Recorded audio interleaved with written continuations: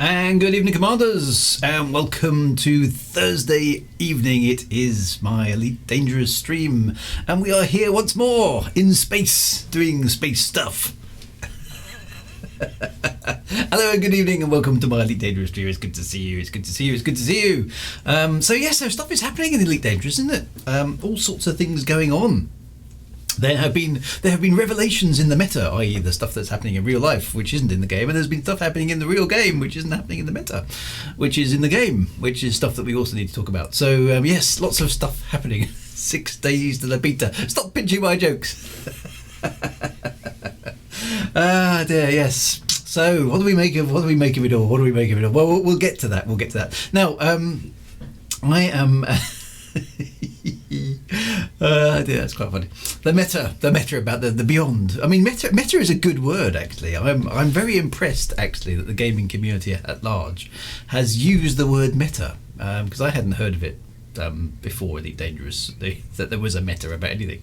But it appeals to me because if you don't know, the word meta is Latin, of course, and meta means above and beyond in Latin. So above and beyond the actual thing that we're talking about, the meta of the game is above and beyond the game. So it's excellent Latin. So top marks to whoever came up with it in the first place. Because it's exactly right. It's the correct usage of the word meta. And I'm like, yes, well done. So there you go. There's a bit of education. This stream's all about quality information. That's what it is. We cut straight to the chase. There's never any of that prevarication at all. Not. Dear. Anyway, it's good to be here. Now I am parked at my own space station. I don't very often come here, actually. I've come back here just to make sure it's clean and tidy. Okay, because I heard rumours. I heard rumours that there was bits of rubbish in the alpha, and I don't want any of that in my space station. Thank you very much. There were Coke cans and pizza and all sorts of stuff littering the concourse of the space stations, and I'm not having any of that in my space station. Thank you very much. Why is it called Mad J Wagers? Well, basically. It's a nod to my family. So we have Mark, Anita, Drew, and Josh. Okay, so MADJ, Mad J Wagers was the only thing we could kind of really make work. So at some point in the distant future, in the lore, there is a J Wager of some description who is insane, and the space station is named after him. I really ought to write that down, actually. Yes, it could be a Jenny, actually. That's a really good idea. Maybe it's Mad Jenny Wager. That's probably exactly what happened. I think I'm going to go with that. Mad Jenny Wager. I like that. That's definitely going to be the lore of this space station. So when I was back in the Kickstarter days, one of the things I was allowed to have is because I got the writer's pack, which is a long story that we've gone over before. One of the things in there was you had a space station that you could name, and so this was the one I chose. So this is Mad J Wagars in the Eulexia system. I got to design this system and have a space station named after me. So it's good. Mad after being sacked by me in a previous life, exactly. So. This evening, obviously, it's 6 days until the Odyssey thing launches, and we will talk about that a little bit as we go on this evening. But I did want to. Obsidian Ant, I noted, had put out a thing about the Space Dredgers, and I haven't gone and seen a Space Dredger in Elite Dangerous, so I fancy going to see it anyway. And we can talk a little bit about the lore. Not that there's very much, but a little bit about the lore of the Space Dredgers as well. Now, is this station? I think. Well, I think we were independent last time I checked. Let me just have a look. Starport says, well, are we? I think we're an independent space station. We should be an independent space station. We're definitely a Coriolis space station. Apparently we're contested. Who's contested us? I don't know. What do I must admit, I don't often play the BGS, so I don't really know what's going on. Let's just have a look on the Galaxy. What does it say about it? We are an independent. There we are. We are an independent system. Okay, but obviously it's probably something to do with power play, isn't it? Where's the power play map? We're in somebody's where are we? We're on the edge of. We're in this. No, it's blooming Ashland Val. Is it Ashland Val? Is that blue? No, it's not. We're in. This is this greeny area, isn't it? So how do I rotate it? There we go. We're in this green space. It looks like it's the Alliance. It's Edmund. It's Edmund Mahon who's causing us. Mahon and Hudson. There we are. So anyway, those two are having a barney over my system. But anyway, they can't do anything to my system really because I am here. So there we go. Anyway, I've just had a wing request, so I shall join that. Who was that? Oh, that's a pending friend request. I'm sure somebody sent me a wing request a moment ago. Never mind, maybe I wasn't paying attention. So yes, we're going to go and see a space dredger tonight, but the space dredger is about 1,200 light years away. So I've got my, oh, there we go, there's a wing invite. I'm sure somebody sent me one. Commander Kamakichi, always good to see you, sir. So I've got my exploration ship out of mothballs. It's looking a bit dilapidated actually. Can we hear your voice in the station? No, Frontier never did that for me, I'm afraid. So no, my voice, as far as I'm aware, my voice isn't in the game unless I've been sampled somewhere along the line. This is my home station. This is where I kind of hang out. It's not a particularly good station in the sense that you can buy lots of stuff here or anything clever like that. But it's home for me. And Michael Brooks did do one thing for me. He gave me this rather snazzy space station interior, which I'm rather pleased of. So from the outside, this space station doesn't look too much. Okay, it's just kind of just an ordinary Coriolis space station, but it's rather snazzy on the inside. So there we are. So I have a snazzy station, but I want to keep it that way. Okay, so nobody dropping pizza and making a mess of the inside of my space station when Odyssey comes along. All right, it's going to be kept neat and tidy and shipshape at all times. All right. It does look a bit imperial, doesn't it? But it isn't an imperial station. But it's kind of got some class. Okay, it's got some swish and some swank. So that's what we're gonna keep it that way. But if you've not been to Mad J Wayguards before, then welcome. I would love to be able to buy you a beer at the bar at Mad J Wayguards, but whether or not we're going to be able to do that, I still don't know. I've had no definitive answer on whether or not we can actually buy beers in Odyssey yet. We'll have to wait and see. So anyway, so let's get on our way. Now the other thing tonight, first things first, I am actually going to be offline next weekend. Not next weekend, next Thursday. So I won't have an Elite Dangerous stream next weekend. Why do I keep saying weekend? Next Thursday, because I'm actually going to a car show in the real world with my son, because those have suddenly unlocked because COVID is beginning to recede, which is excellent news. So that's a good thing, but I won't be able to join first in Odyssey the moment it goes live. Now it probably isn't going to work very well based on previous things, so we'll have to wait and see. But my internet connection also isn't very fast. So the chances of me actually having downloaded it and having it ready for Thursday evening are pretty small anyway, okay? So it probably most certainly won't be ready anyway for me because of where I live. So that first impressions will have to wait, I'm afraid, to the following week. But you'll be spoilt for choice, I'm sure, with lots and lots of other streamers who will cover it and probably get to the point much quicker than I will. But anyway, so I've got to get on because 1,200 light years is a fair old whack, to do on the stream, and even in my exploration ship, it's going to take a little while for me to get there. So let's get that underway first, and then we'll waffle on about. Well, then we're going to waffle about. Where am I going? Thinks Drew has been knocking back the Lavian brandy. If only. Right, we're going to the snappily named place. Why is that going up there? Galaxy map.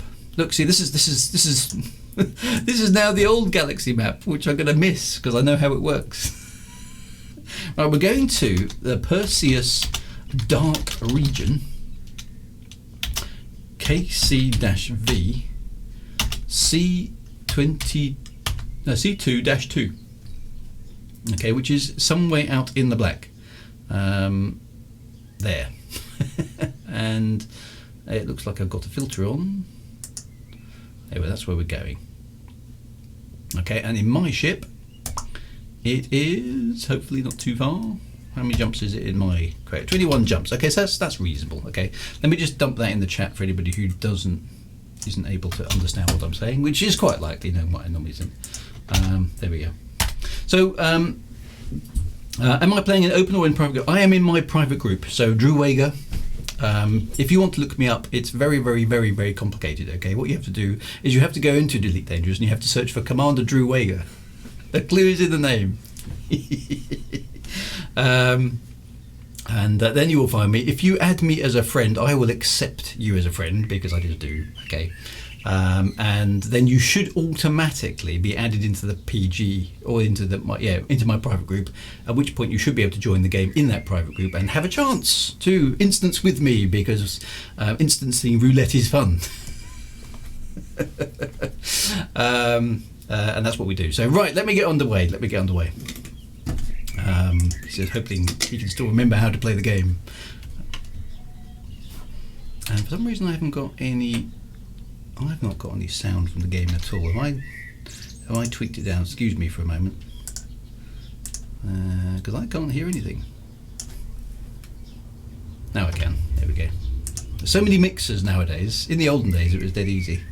I'm just going to tweak that down for you guys so it's not too loud. Right, let's get this ship on the road. So this is my crate, which is, to be honest, a bit knackered.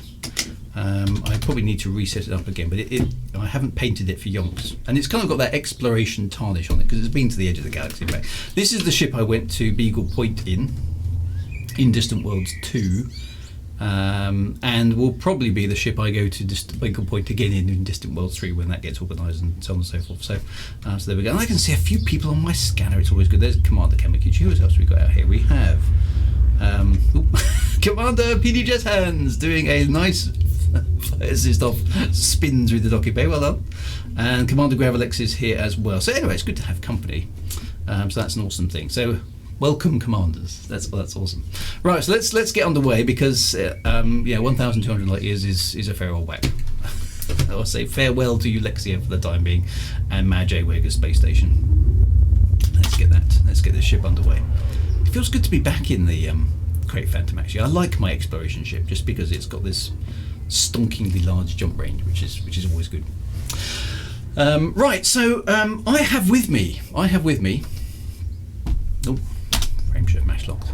Come on, get going. Dun, dun, dun, dun, dun, dun. Right, there we go. I have with me the you've seen this before because I'm very proud of it.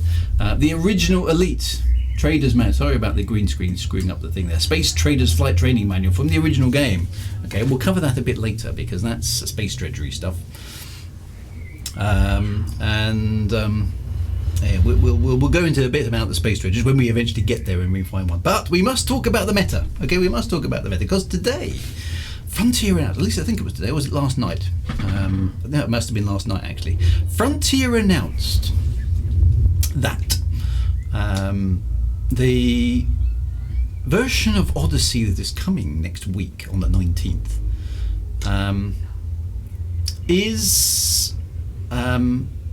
well, basically what's going to happen is, and I think I'm right, so do correct me if I'm wrong because I don't want to spread misinformation, because I think they've done that quite well themselves by being a bit vague in their emails and tweets and forum posts and so on and so forth. But as I understand it, the version that's coming next week, Odyssey, if you have Odyssey either via the Lifetime Expansion Pass or you've bought it or you were in the alpha or whatever was the reason that you got Odyssey, you will get Odyssey. Okay, it will be the full fat version of Odyssey that exists today, whatever that is. We don't know that yet because we're not quite sure entirely what's going to be in it, how much of what we saw in the alpha is the actual thing, and so on and so forth. All those questions we just don't know. But if you get Odyssey, then you can play Odyssey, okay, and you will be able to wing up and instance and do stuff with other people who've got Odyssey.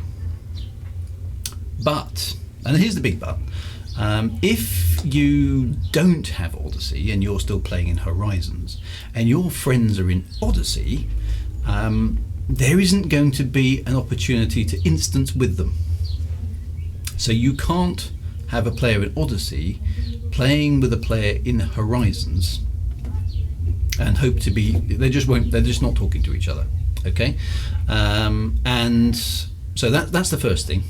So in order for somebody who has Odyssey to be able to play with somebody who only has Horizons, the Odyssey player is going to have to come out of Odyssey, relaunch the client game, and launch it in Horizons mode, which sounds like you're going to have two instances of the game on your hard disk then, unless someone tells me otherwise as to how it works. And as a result, if you obviously want to play with your friends who are in Horizons who don't have Odyssey, then you then can only play in Horizons mode, which means that you aren't playing the Odyssey content. It's quite a hard thing to explain, actually, to be fair. And this basically is I don't know if there's been a reason. Okay, whether or not this has been explained as to why this is. It's just been explained that this is how it's going to be on the 19th. Okay. Now, as a result of that, until the console version comes out, which is basically slated in autumn at the moment, we don't have a precise date, Odyssey and Horizons players are not going to be able to interact. Not going to be able to interact at all until presumably the code base is rationalized somewhat with the console launch. So when PS4 players get it and when Xbox players get it, the PC versions of Horizons and Odyssey will then share enough code base, whatever it happens to be, for them to then talk again. The other thing that's happening is that, and I'm pretty sure I'm right in saying this, we were led to believe that the enhancements for Odyssey, at least some of them, things like the planet generation technology and the new graphics and maybe the new hyperspace jumps and the UI changes, some of which were welcome and some of which weren't,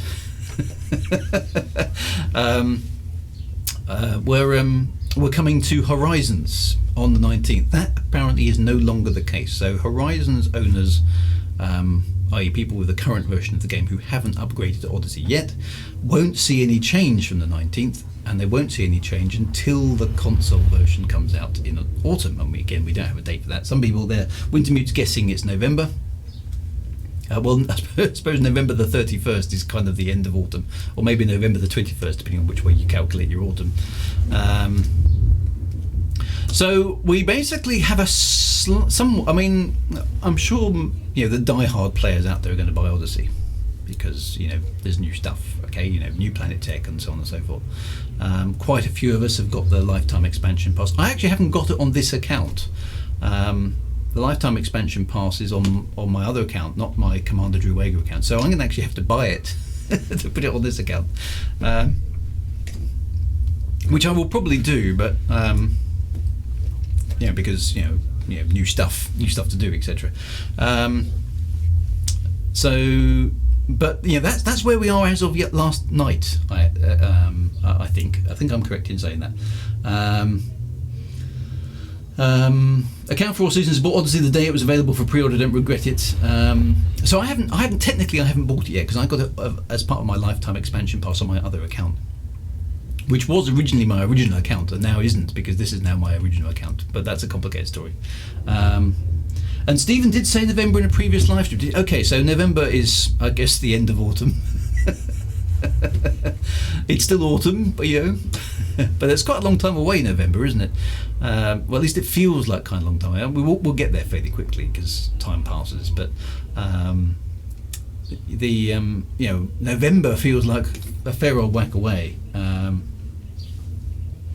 So there we go. Checking out the Hesperus and chat about yes, we're going to visit the Space Dredger and the Hesperus tonight because lore. I haven't been there before, so that'll be a good thing. And we're talking about the situation with Odyssey just in general. The other thing I did want to say to you guys on the stream. I'm kind of in I'm kind of in between content at the moment. One of the things I've also said today is until we get a rationalized user base, and obviously I also want to use Odyssey content, but I want to allow everybody a chance to catch up,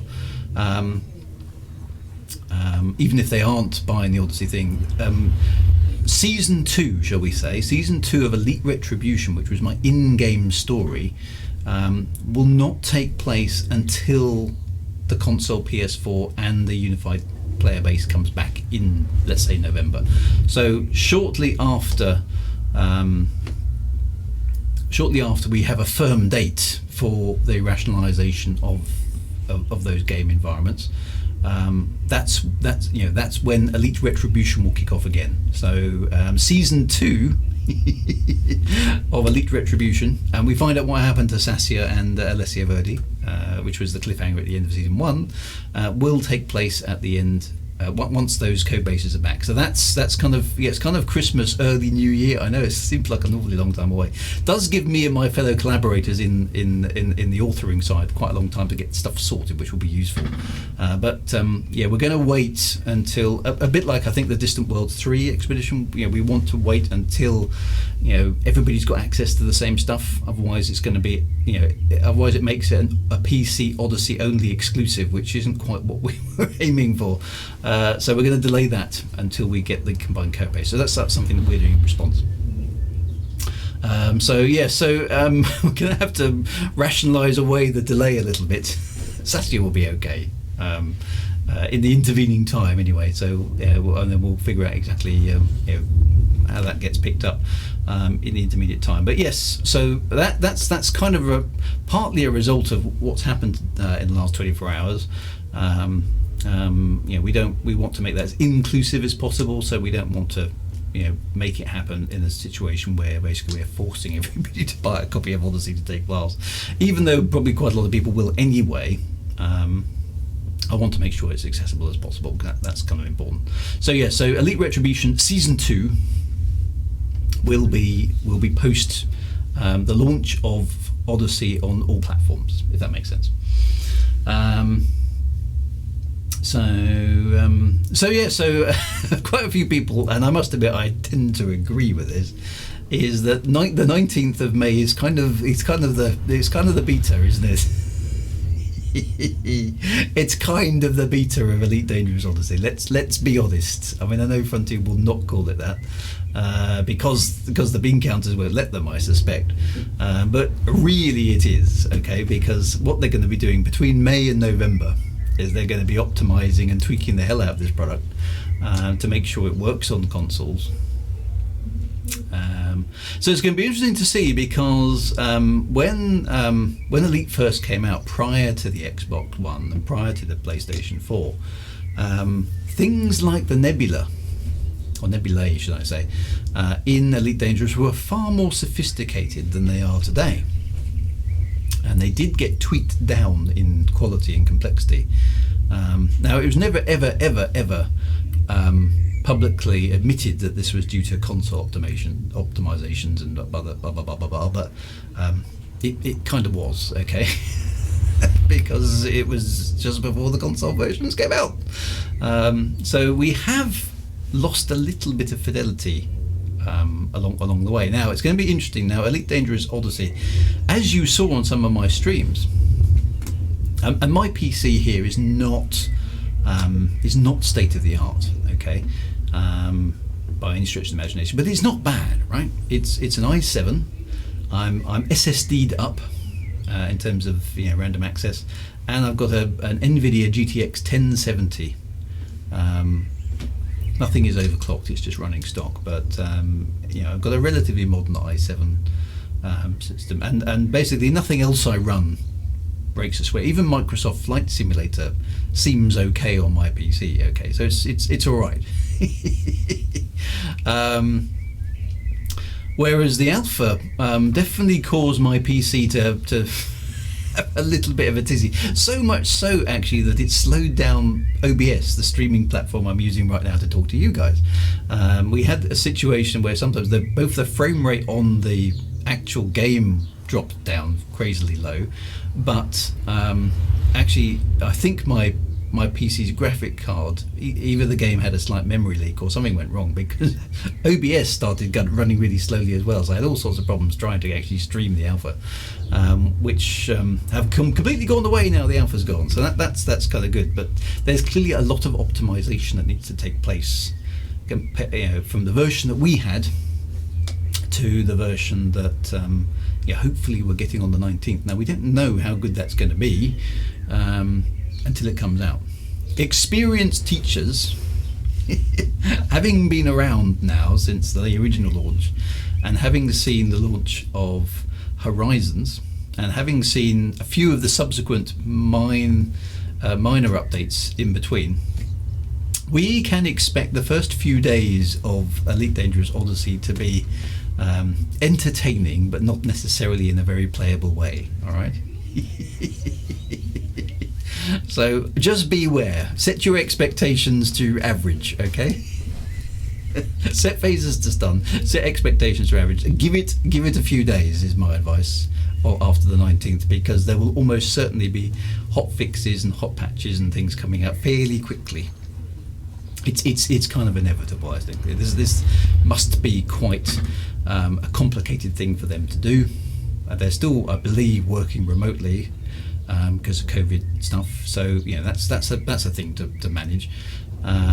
So it's going to take a little while to settle down, with the best will in the world. So that's just something to bear in mind. And then we'll have to see, because the unanswered questions are. Was the alpha a thin vertical slice of the content that we can see in Odyssey? We have been prompted, there will be more bases, there will be more missions, there will be more plants to scan with the exciting scanner tool. There will be more variations in atmospheres and all those kind of good things, more different landable planets. But how much more than what we saw in the alpha are we actually going to get is a very good question, because historically, again, and the past is a reasonably good indicator of what you may expect in the future, but not always. Historically, people have always said, "Oh, don't worry, it's going to be a vertical slice. There's lots more stuff to come," and there kind of hasn't been that much more. So I'm thinking of the Elite Dangerous original Gamma version, and I'm thinking of the early versions of Elite Dangerous Horizons as well. So I would hazard a guess that what we saw in Alpha was about 50%. About 50%, maybe a little bit less, maybe 40% of what's going to be in the full version of the game. Hopefully much better optimized though. So that would be my guess. All right, that would be my guess. I may be totally wrong, but that would be my guess. Now there have been a few leaks. Now I'm not going to go about the leaks on. If you want to talk about the leaks, there are plenty of YouTube videos about leaks. Okay. Now I don't condone looking into the code and hacking about the code with a hex editor, at least on the current game, because I am guilty of using a hex editor on historical games, as you probably know. But that's all for getting the most out of the retro games. When it's a current game, I think it's, well, I mean, obviously it's against the EULA, which is the license that you actually sign up for when you play the game.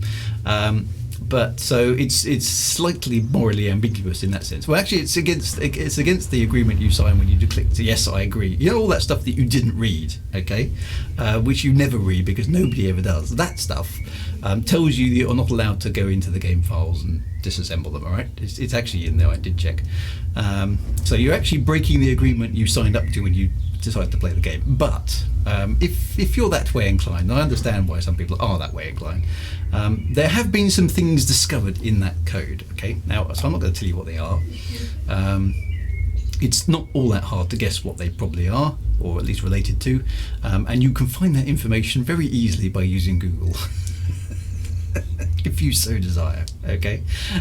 Suffice to say that there are rumours of interesting stuff coming that probably isn't all that surprising to those of us who've been following Elite for many years. And we'll have to wait and see whether or not it comes, yeah. I have an excellent recipe for leeks. Actually, honestly, and here is a bit of waffle, not actually a waffle, but a piece of waffle, is leeks. Leeks are really rather cool vegetables, okay? I have discovered leeks in the last year. I had no idea that leeks were as good as they were. Cook leeks. Here's a good thing: get some chicken, get a nice white wine sauce. Okay, chop up some leeks, put them in the white wine sauce, and cook them. Get the chicken all cooked. put in the white wine sauce, then add the leeks and simmer that for 15 minutes. You will thank me. All right, go and make yourself some chicken leek white wine sauce supreme type thing. You will thank me. Leeks are rather good. Leeks are something I have discovered in the last year, and I had no idea what I'd been missing out on. Okay. Trust me, leeks are good. when they're used with chicken. Okay. So there we go.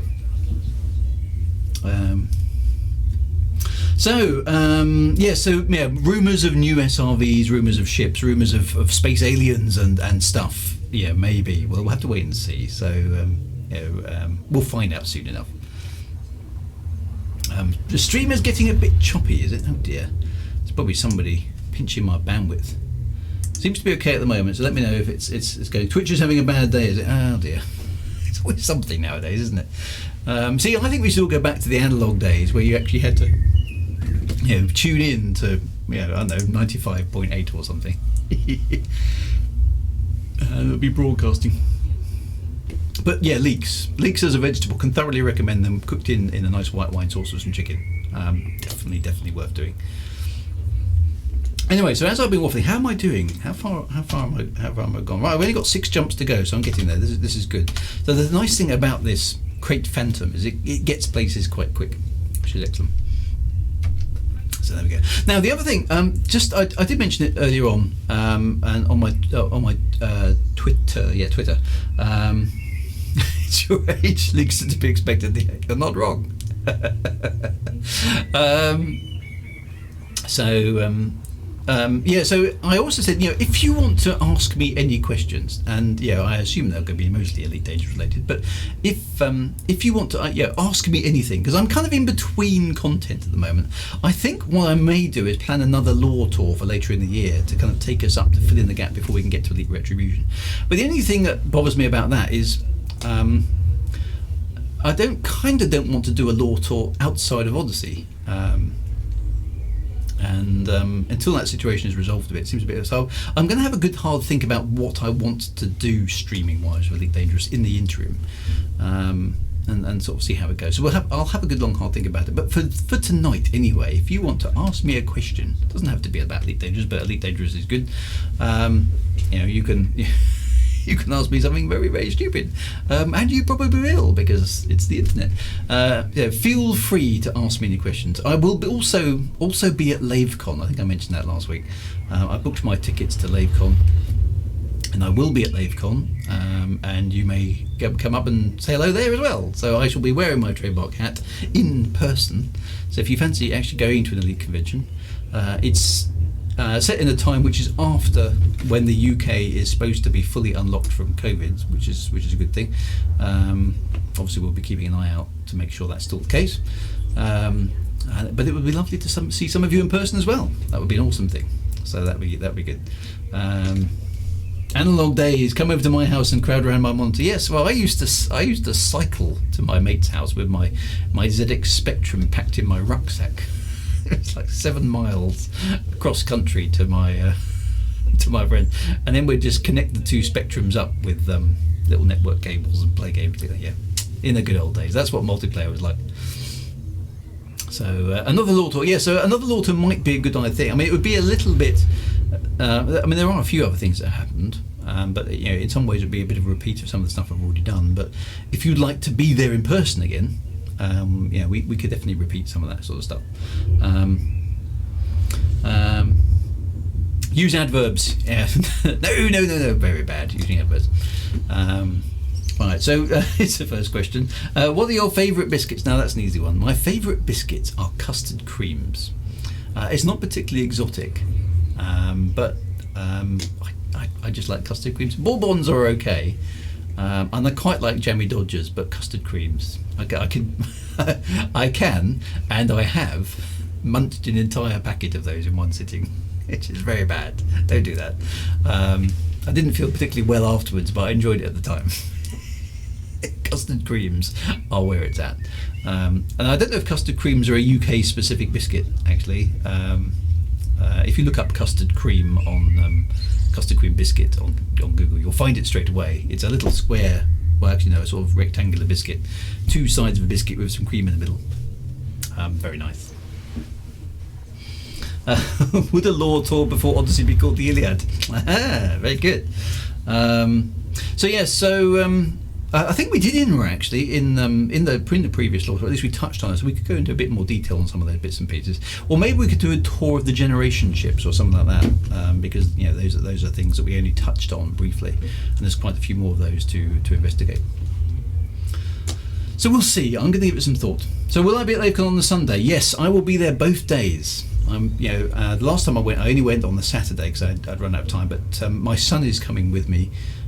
Basically, I conned him in to carry a whole bunch of books for me. So that's his job. But he gets a free LaveCon ticket and he gets to muck about and do stuff. So we will be there. My son and I will be there on the Saturday and the Sunday. And if you haven't got a copy of any of my books, I'll have some for sale. If you have got a copy of my book and you'd like me to sign it, I will sign it for you there if that's something that interests you. So there we go. Chocolate hobnobs, they're okay. Yeah, chocolate hobnob, but I'm not so keen on hobnobs. Chocolate digestives I would take over hobnobs. Where did I get that hat? Well, this hat was bought for me. This is a birthday present. I think my wife bought me this one. And I've tended to acquire hats over the years. So this one definitely comes from Canterbury, which is a very small city not very far away from where I live. So it's a Canterbury hat that I got from my wife got from a Canterbury street seller who sold hats, who I haven't seen since actually, but, because they haven't been available, allowed to sell anything recently. But it definitely came from Canterbury, my hat. Astro Tour 2.0. Yes, we could do Astro Tour again, I suppose. That's not a bad idea. And there is I suppose there is a bit of lunar. We could talk about things in that sort of space. There's some Galnet stuff that's gone on in the meantime. We've got a few other bits and pieces that we haven't covered as a result, but there hasn't been that much new lore. So apologies for American viewers. Yes, a biscuit in the UK is a cookie in the US. Okay, a cookie in the UK is, I don't know what we tend to, in the UK a biscuit is a hard kind of crunchy thing. So I understand that's what Americans call cookies. Whereas in the UK a cookie is more a sort of oatmeal-y, softer, almost. Not quite a cake, but how would someone describe a cookie in the UK? That's a good question, actually. I'm not sure. Yeah, so I don't know what. Yeah, if biscuit is cookie in the US, what is cookie in the UK? What's the equivalent of that in the US? I don't know. Maybe it's biscuit. So maybe somebody can tell me. I'm not quite sure what it is. I'll see your custard creams and raise you some lemon Viennese creams. Yes, those are probably quite nice as well. Right, so I've missed a serious question up here. Hang on a minute. Darth Davy Jones, my question as an aspiring writer: do big hats contribute to better ideas? I mean, yourself, John Jordan. I don't know. Maybe it's a writer thing. Maybe just you get to a certain point, and a hat becomes inevitable. I don't know actually. So that is actually the next jump. Look, I'm already here. I know hats. I just like wearing hats because hats are good. But no, I don't think it gives me any greater writing prowess, alas. Yeah, cookies tend to be chunky with bits in them usually, but cookies are softer as well. Cookies don't snap in the UK. Almost a brownie but flat. Half-baked biscuit is. That makes it sound inferior, which is not. So I don't know. There we go. A cookie. It's a text file that contains information for a browser. But don't you know? In the UK, we use biscuits in our web browsers. So it's a well kept secret. Go to any British website and it will say, "Do you want to accept biscuits?" No, it doesn't. Right, we are here. So. Now I need to know what I need to do. Let's shut down the frameshift drive for a moment. Serious question, let's talk about hats. Frank Meyer worked for Terry Pratchett. Nice. Okay. Yeah. Hopefully this you can also hear the space birds. I think the space birds are back this evening. The sun has just gone down here, I think. Yeah, it's just going down. So the space birds are doing their thing. Right. So we're in the system now. What am I looking for? I am. Is it going to show up in the Have I got to do a scan? There's just lots of unexplored stuff here. Let's just do a scan. Okay, so there's 45 bodies here. All this talk about biscuits will soon be followed by the arrival of Ed Lewis. Oh, dear old Ed. Yes. Although that's something I hadn't realised. I mean, obviously I did because I spoke to her about it on Twitter. But Suzanne, not Suzanne.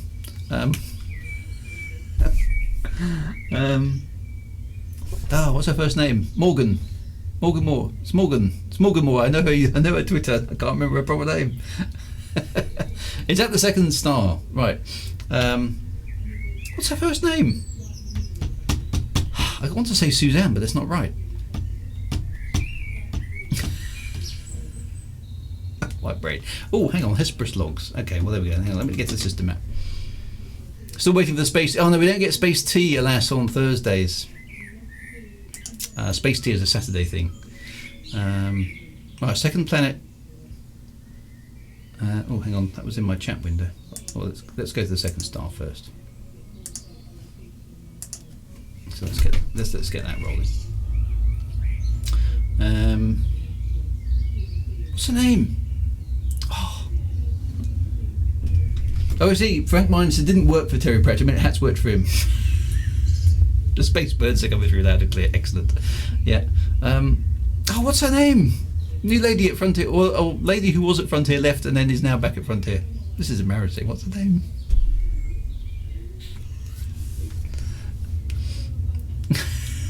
Somebody knows who I'm talking. The new community manager. What's her name?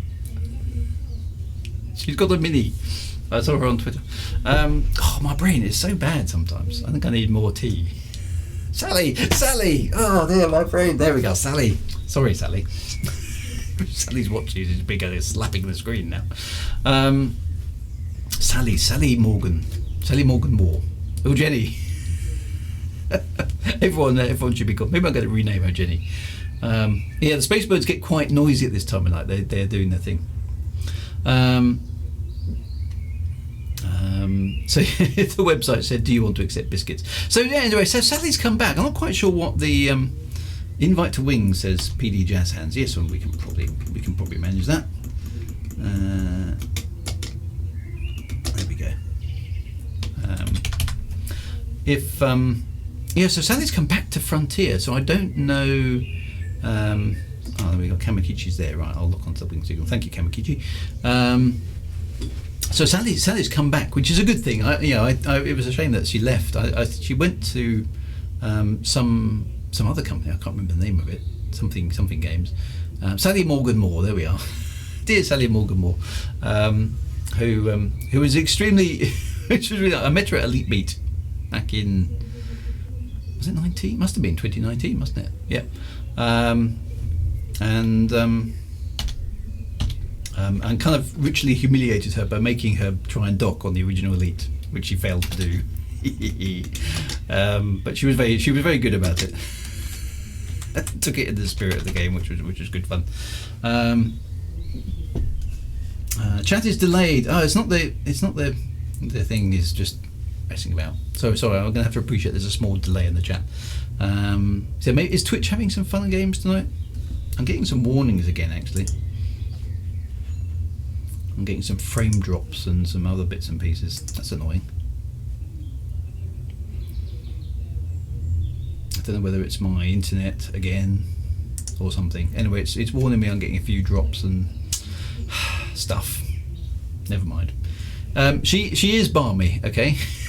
She is very balmy. But you're quite right. She is balmy in a good way. I've met her twice, I think. Once at Elite Meet, which was up in Manchester, and once at Frontier's offices.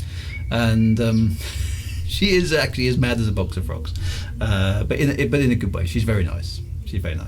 So it's nice to see her back, actually, because she was a bit more interesting, dare I say it, than some of the other community managers.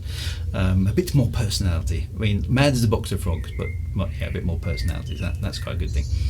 And she has a lot of tattoos. She does. She does definitely have a lot of tattoos. But there we go. No break games. That's right. And she went to Tenerife. So she spent a year in Tenerife, which sounds like a jolly nice thing to do, actually. But now she's back at Frontier. So I don't know if there's a story behind that. There probably is, but it doesn't sound like it's one of those public knowledge stories, so we can't speculate too much on it. But it's nice to see her back in Frontier anyway. The delay is the whole stream, so apologies for delays. It seems like there's not much I can do about it. Maybe Twitch is having a few issues again, but hey, there we go. Anyway, we are approaching the location of the Space Dredger. Now, what is a Space Dredger, you ask? Well, you've probably already seen Obsidian's video on it, and he's covered it, as you would expect, in lots and lots of detail, but he didn't mention one thing. So slap Obsidian Ant. Maybe he left it for me to do. Am I thinking of upgrading my graphics card? Not at the moment. No, I've got this 1070 GTX, which hasn't really busted a sweat under anything other than Elite Dangerous Odyssey Alpha. But you know, at some point I will. But you can't buy graphics cards at the moment, as far as I understand, because of the global shortage. But there we go. Now, Space Dredgers. Okay, Space Dredgers come from the original, the original Elite manual. Okay, 1984. So that's where the lore of the Space Dredgers. Speak slowly. Twitch will catch up. I am now waiting. I think that's going to be very tedious very quickly. So, Space Dredgers. Okay, here we go. Can you see that? Space Dredgers. Okay, they come from the manual. Okay, so this is original lore again. This is a good thing. Space Dredgers, these immense factory ships, are to be found wherever there's been a war, a Thargoid invasion, or a natural catastrophe. More than 40 miles long. The Dredgers are a life form to themselves. The Dredgers are huge cities in space, feeding off debris and ruination.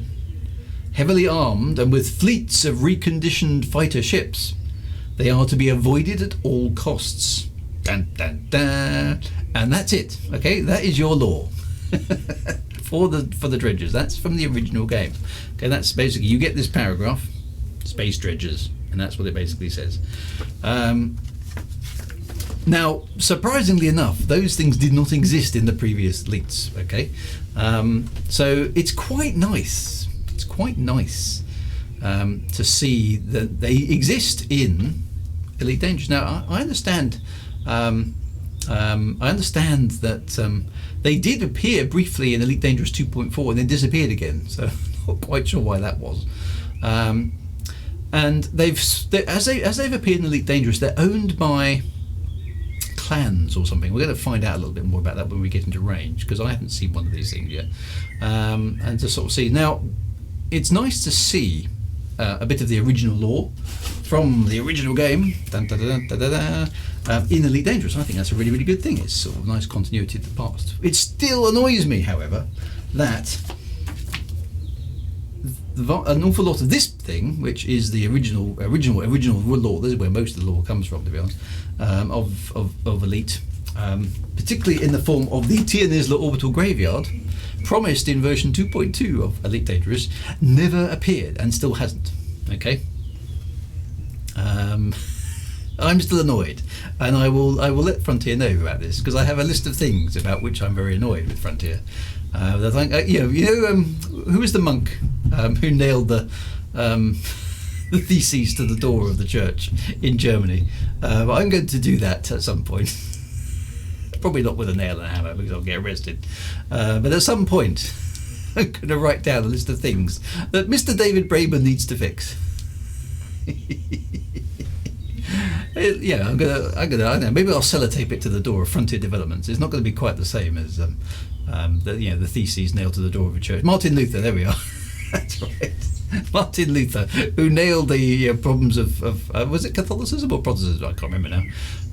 To the door of the church. So I'm going to do the same thing to Frontier. There are things that need to be fixed, Frontier, and here is Drew Wager's list. Okay. And one of those is the Tia Nisler orbital graveyard. The other one is to reinstate the original Imperial Courier, which nobody apart from me appears to care about, but that doesn't bother me at all. So Ceres, yes, Ceres needs to come back, and then moons of Mars as well, Phobos and Deimos, all those sort of things needs to be fixed. Okay, an explanation is sought.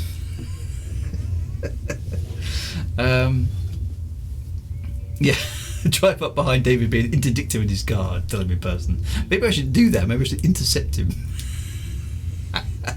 I could get a whole bunch of my mates, actually, who have modified cars, and we could all stick elite symbols on the car windscreens and pirate him on the way down to Cambridge. That would be quite amusing. Probably very illegal, but there we go. Throttling. Oh yeah, throttling and de-throttling. That one's definitely on the list. Things that David Braben got wrong by Drew Wager.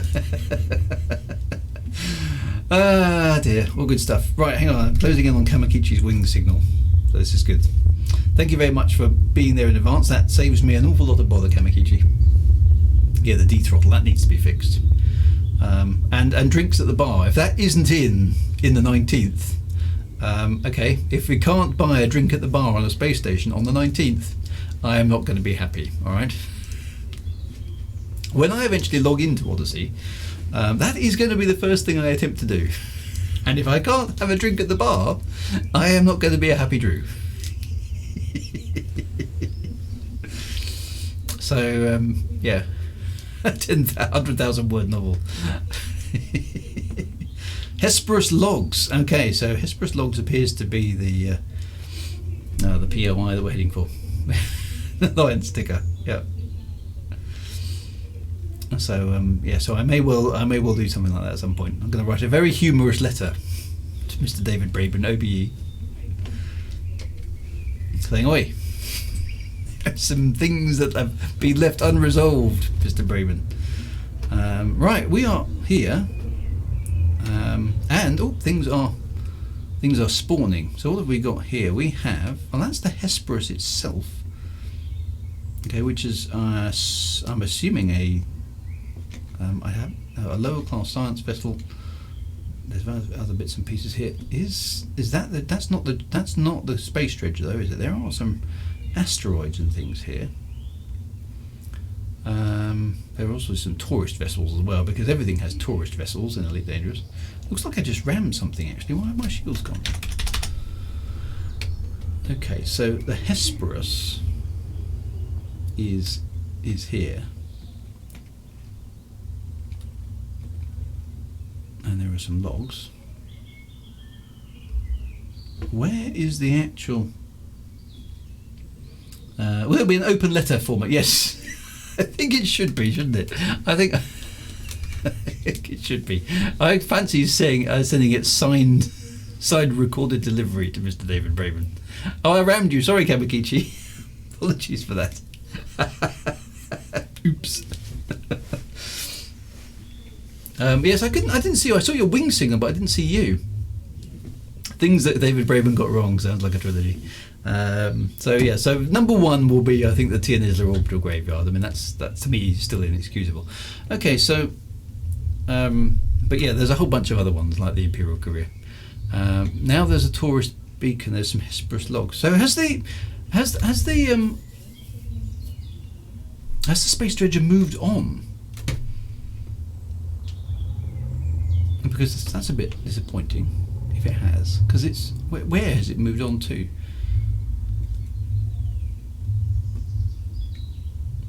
If you look out your left window, you will see a missile heading directly for us. The Hesperus logs are on the dredger. Okay, so this isn't the dredger though, is it? So where is the dredger?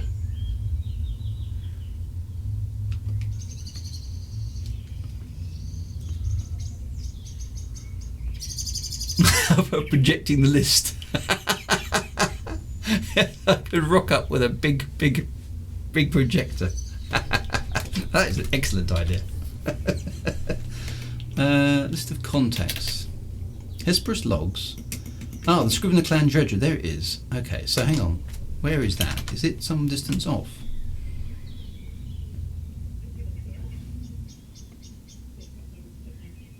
Oh, it's up there. Oh, okay. That great big thing, it's there. There it is. Okay, so this is the dredger. Okay, so it's not 40 miles long, this one, but the Hesperus logs are here on the dredger. Now, apparently, according to Elite Dangerous lore, this Scrivener's clan dredger has pinched stuff from the Hesperus already and is busy recycling it. So that's the thing. So this is the Space Dredger. Now, this is the first time. This has been in Elite before, but it's come back. I don't know why I didn't see it when I first came in, because it's pretty enormous. Now it's got this thing on the front, as Kamakichi's having a look at. It's behind you. It was actually. I mean, it's pretty big. I don't know how long it is, but it's pretty big. It's got this very Firefly-esque thing on the front, hasn't it, where it seems to be slurping something in.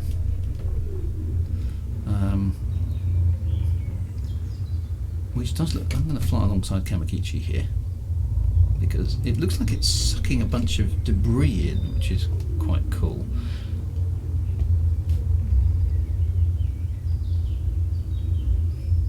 There we go. I don't think I want to venture down the mall. Look at that, that's pretty cool, isn't it? So this thing is, I think I'm holding position, yeah, so it looks like it's sucking a bunch of stuff in using some things. I don't know what happens if we fly in there. I don't think I fancy doing that. It reminds me of that episode of Star Trek. Do you remember those of you who, this is a long time ago, the original series, with the Doomsday machine, where that thing goes around eating solar systems, and Captain Kirk has to shoot it down and chucks another starship down it to make it work.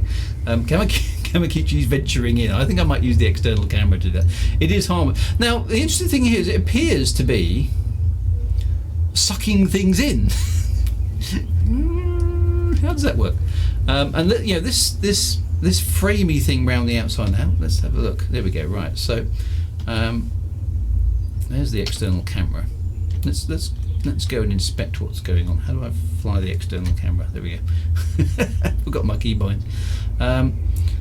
What is it doing here? All these rocks and things are coming from somewhere. I don't know where they're coming from actually. Let's have a look. They're just sort of, I don't know. Do they spawn from a point in space? Yeah, they sort of, yeah. They materialise a bit sort of No Man's Sky style, don't they? Out of nothing, and then they sort of get sucked into this maw here, and then you've got this rather, to my way of thinking, I mean, you've got this nice flickery energy something. Let's go and have a quick look at that, because that's quite cool. So there's some sort of, it looks like it's, that presumably is electromagnetic or something, because actually you can see there's a cable there. Look, it's actually there's a metal prong that runs around here, except it's not continuous. There's some lightning or something crackling between there. So that looks like some sort of electromagnetic thing. It's making quite a din actually. Careful, my ship could be moving closer. Okay, I'll bear that in mind. It seems to be stationary relatively. I think we're okay. So I'm not moving at the moment. I don't know what happened to Kamakichi. It seems to have disappeared, which is slightly disconcerting. Let's try that again. So my ship seems to be safe. Either I'm beyond the range. But as far as I'm aware, rocks aren't positively or negatively charged. So I don't quite understand what's sucking them in, because it's not like there's a vacuum here on the inside of the ship that is greater than the outside, is there? So how does this work? is my first question, because it really is bringing this stuff in at quite a rate of knots. Okay, and yeah, actually Kamakichi's off my port bow there, kind of watching the show as well. So whatever it's doing a very, very effective job of slurping all these rocks in. How does that work? So is this evidence of a sort of tractor beam in Elite Dangerous? You've got to be careful the way you make these things, you see, because somebody like me will turn up. Magnets. Yeah, but magnets implies that all the stuff is made of metal. Or ferrous metal, should I say. And that doesn't seem to be very likely, okay? I mean, it's possible it's only sucking in ferrous metals. A space-time gravity field. I suppose it could be a space-time gravity field, but that kind of implies we've got gravity manipulation technology, which we've been told many, many times in the Dangers that we don't have, okay? So I'd like to know what the maybe that's a question for my list. Okay, how do the space dredgers work then? Because you've told us that there is no anti-gravity in the Elite Dangerous universe. This looks very anti-gravity to me, even though it's got a flickery electromagnetic kind of sparky thing, which does, I will admit, does look pretty cool. But I want to know how it works, okay? Because to be honest, I want one of these on the front of my ship. The problem with being electromagnetism is it's still electromagnetism, okay? It's still magnetism. It will only work on ferrous metals. It won't attract just anything in. So the only thing that should be going down there is ferrous metals, or things that at least contain considerable quantities of ferrous metals. Now that would work on quite a lot of asteroids, I suspect, because you get iron meteorites and things like that. Not convinced it would work like this. So that's interesting. Anyway, so then now the next bit is that I think I'm going to fly in. This is using the camera. I stress. Let's have a look, because this is a little bit. This reminds me a little bit of Galaxy Quest. You just take a left, then you take a right, and then it's straight on through the chompers. It's like, what's this bottom bit all about?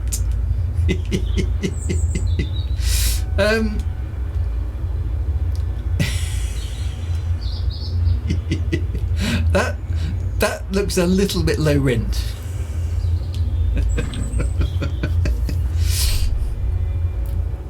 I mean, and it sounds like it needs a lot of oil as well. Could there be a pet black hole on the inside? I suppose that's a possibility, yes. I mean, it's kind of a big fuel skip, but these blades, I mean, it's very, very old school, isn't it? Why is this even here? It makes no logical sense. And there's, I mean, some of the rocks are hitting them, which is quite good, you know. And there's little sparks and things, but it's very.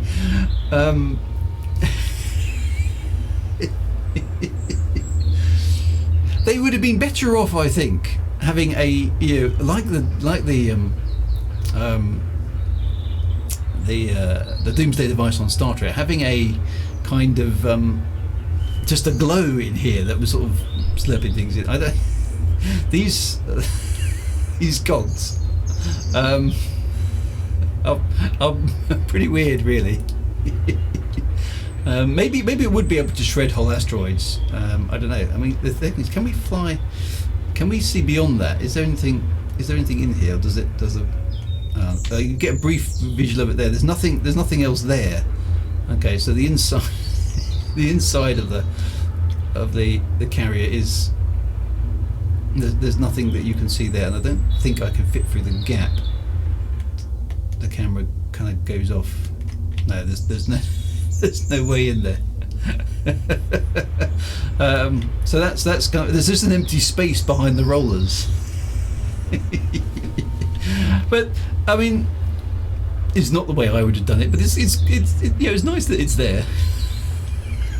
It's kind of like a giant recycling machine. It is a weird thing to see in Elite Dangerous. It doesn't feel to me like it should kind of be there. Yeah, a massive set of chompers like this. But hey, there we are. Flying backwards with the camera not to go back. Ah, okay. Can I do that? It's flying backwards then. Does that work? Oh, that still went black. I'm going to keep going in case it recovers. Which it doesn't. I've lost all lost all visuals. There we go, we're back again. So anyway, that's the inside of a space dredger. It's a very big chompy machine that Galaxy Quest would be proud of. I don't think that's kind of how it would work. This down here. Actually, look, you can see the animation is a little bit cheap there, isn't it? It's sort of moving back and forth. Obviously, it's not supposed to. I'm not supposed to have the camera this close to it because it's sort of coming in and out of itself, overlapping. It doesn't have. And it's moving back and forth very far. That's not actually got circular motion there, hasn't it? It's not accelerating and going back. It's just literally going back and forth and backwards and forth, which again is a bit weird. So it's a tiny bit cheap and cheerful from an animation perspective, and I don't think that's how it would really work. But so it's, I suppose I'm going to give that 6 out of 10. 6 out of 10 because it's original Elite lore, so you get points for original Elite lore in my book at any time. Okay, that's a good thing. But chompy things on a spaceship with dubious electromagnetic flashy things to suck things in the Elite Dangerous universe kind of doesn't make sense. Now, if it was manoeuvring up against an asteroid, grabbing the asteroid in some sort of claw and then chomping it up, that would make more sense. But Elite Dangerous has always not had anti-gravity tech in it. And then here's the thing that is actually, according to the Elite manual, is an ancient spaceship, not a modern spaceship. It's it isn't right, but hey, there we go. It's that's how it's. At least it's there. Okay, it's something to look at, something to have to chuckle up. So there we go. Let's have a look at the rest of the ship in case there's anything else that's wacky about this. Let's get out of the stream of debris. Interesting enough, I've been sitting in this stream of debris, which is presumably, I don't know, what does my ship look like externally? Let's just have a quick look at that. It doesn't look like my ship actually seems to be at all bothered by the incoming stream of debris. It sort of it goes through my ship. I don't know if you saw that. Actually, some of it goes through my ship. So that doesn't work. What happens if I get close to it? Does it do stuff to my?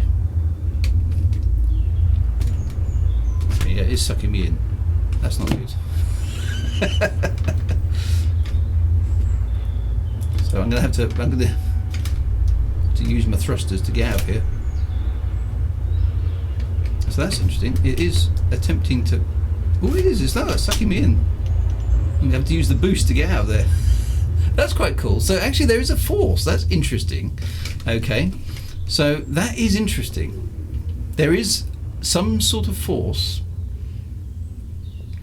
that sucks you in if you get in range. So don't try this at home, kids. So there is a force. Okay, a magical space force, so we say.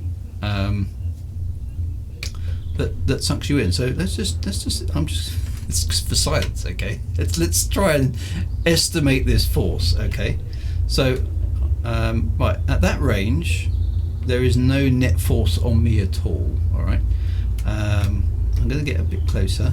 Let's go down to 2 kilometers. Very cautiously move in. Right, throttle off there. Right, now it's got me. And the moment I'm in range, it starts picking me up. Ah! Okay. Okay, so there's a very steep differential on that. Basically, it has kind of like a 2 kilometer range.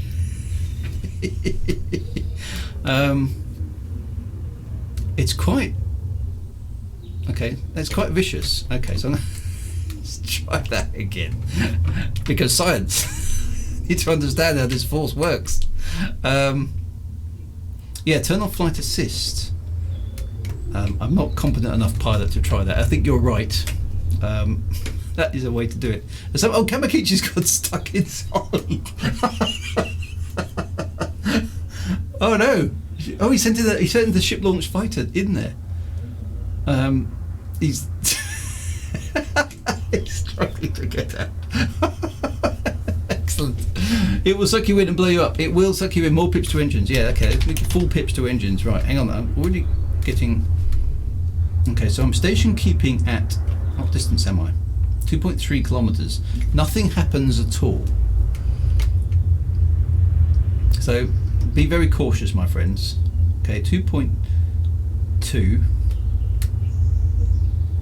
And there's no effect. I reckon it does stuff at. Okay, so there we go. I'm full reverse thrust. It just there's nothing you can do. The moment you get in range of it, it suddenly is active. The moment you get to about 2 kilometers, it just sucks you in, no matter what your engines are doing. Now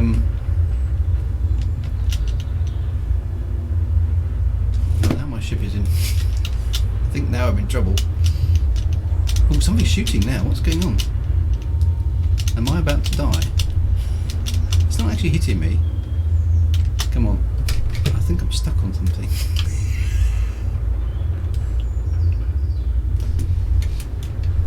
Come on.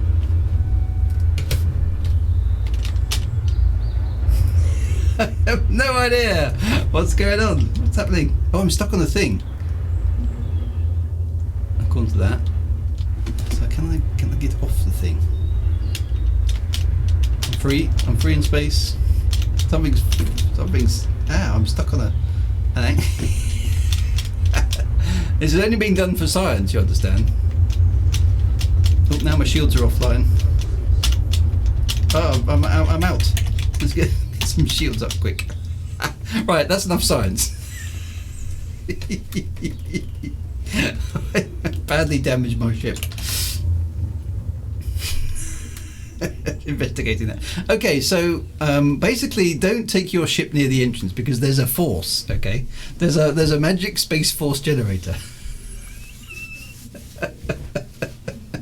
It must be a new. I don't know what it is, but there's definitely a force field. Okay, that it wasn't. Well, there was some laser fire going on there, wasn't there? But it didn't seem to be hitting me. Anyway, so I've got my shields back up. That's good. That's a good thing. Is the dredger attacking? I don't know. The crate has all those sticky out bits. Maybe that was the problem. Oh look, no, the dredger's attacking somebody else. Who's it attacking? Looks like it's Commander Kamakichi's Imperial fighter. Back inside the. Oh, it's blown up. Oops. I was going out. It's attacking Kamakichi. Maybe trying to distract it. So space dredgers also have guns. Okay, so that's a thing to bear in mind. It is a big, massive ship. I mean, it's the same sort of design we've seen for the rest of the things. Anyway, so there's a space dredger, but it's got a magic force field. We've established that there is a magic force field in operation, which, and this, you know, on a slightly serious note, this sort of stuff annoys me a bit. Yeah, don't do that at home, kids. That was some science. Okay, it's still firing at Kamakichi, I think. And now it's firing at Kamakichi's Imperial cutter. You might want to get that.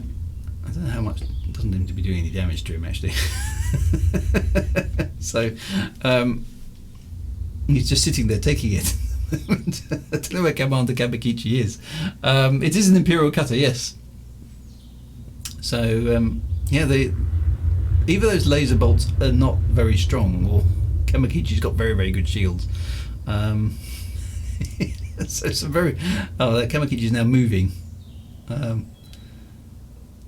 He's definitely under attack. So, but yeah. So this rather, dare I say it, slightly blasé approach to the lore of the game does wind me up a bit. Now I know it's only a game and it's only this, that, and the other. Yeah, those turrets don't seem to be doing anything to Kamakichi's shields at all, do they? I bet they'd do something to mine. So anyway, I haven't got any weapons on my my Great Phantom because it's an exploration ship, but so I can't really help. And he seems to be fine. But this sort of blasé approach to the lore annoys me, because Elite Dangerous started out okay, and I was asked, and as one of the original writers, I was asked to write in the game and put things in the game, and the number of things that I had to jump through, to get my book Elite Reclamation accurate enough for it to be allowed to be signed off by Frontier, because Mr. David Braben and Mr. Michael Brooks held us all to very, very high standards of account. Okay, we weren't allowed to do things that broke the laws of physics, or at least mostly didn't break the laws of physics. We had the observance of the law was very, very, very, very strict in the early days. Okay, very, very strict in the early days indeed. And to see this in the game now, where there is a magic force field with attractive capabilities that can pull things into the crunchy jaws of death, which isn't explained in the lore anywhere, and actually is not allowed by the law as it was originally received, just annoys me a bit, okay, because this sort of stuff shouldn't happen, because that's clearly some it's effectively a tractor beam in Elite Dangerous, and tractor beams do not exist in Elite Dangerous, and they have never existed in the Elite lore at all, tractor beams. Actually, that's not quite true. There were some in Frontier First Encounters, a tractor fuel scoop. Maybe it's Guardian tech. Well, the Guardian tech is also something that's a bit weird, isn't it? Because that appears to defy the laws of physics as well. I think Kamakichi's doing some science now as to how long his shields will last under constant attack by a space dredger. Basically, yeah. So this is a human vessel, so it shouldn't be using any technology that we don't actually understand. Particularly, it's an old technology vessel as well, so it shouldn't have anything modern on it at all. And it's taking a good pounding there, isn't it? Poor Kamakichi ship. So it's basically this is basically being a bit lazy with the lore. This is being a bit lazy with the lore, in my opinion. The Guardians have also some magic space forces as well. So there are magic space forces in the Elite Dangerous. In the Elite Dangerous lore, and that's only because the Guardians have shown up and shown us that they do. So the Guardian fighters, for example, have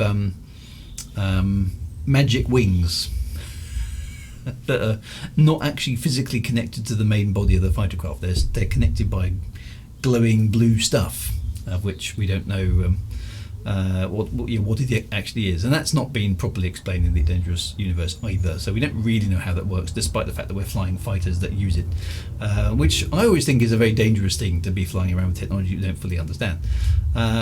So that's a thing. Kamakichi shields are very, very slowly going down. So that sort of stuff is a bit weird. Now, of course, the Guardians were more sophisticated and more advanced enough, so maybe they had access to technology that we don't understand. So just because humans don't have anti-gravity tech in the Elite Dangerous universe doesn't necessarily mean that it doesn't exist. So the Guardians maybe have something, and maybe we find out about it.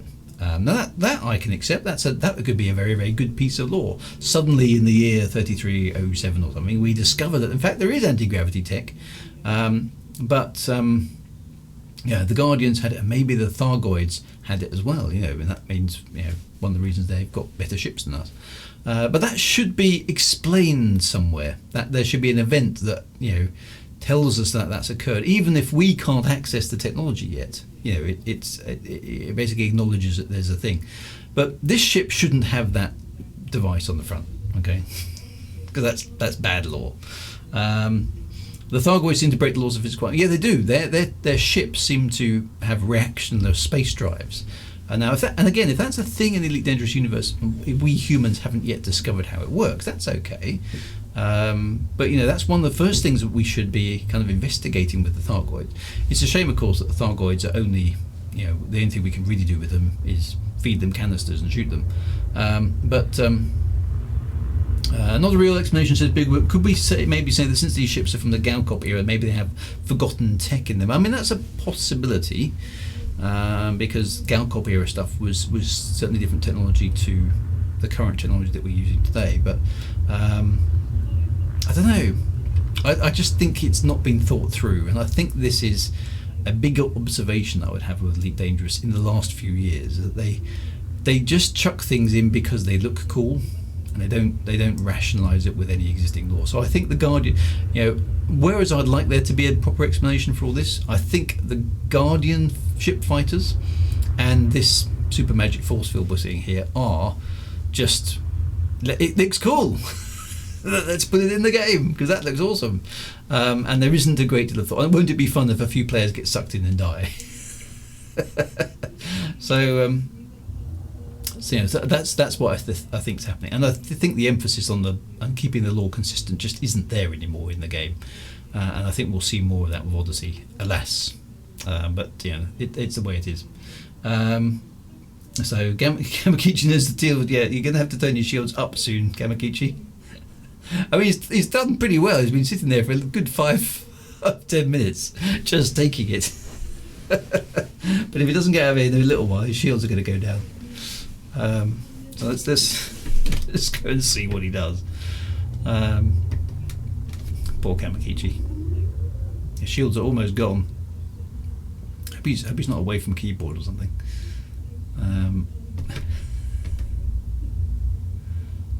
Because it's definitely shooting away. Ooh, come on. Yeah. This ship is not very manoeuvrable. I can hear it now.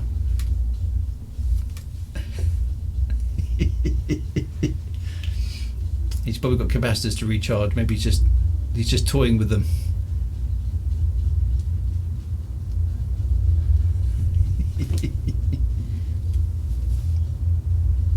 Let's see what happens, because this is science as well. Probably a shield cell waiting. Yeah, probably right. Oh, looks like his shields are beginning to fizzle out. What's he gonna do? We see his heat sinks deploy. Oh,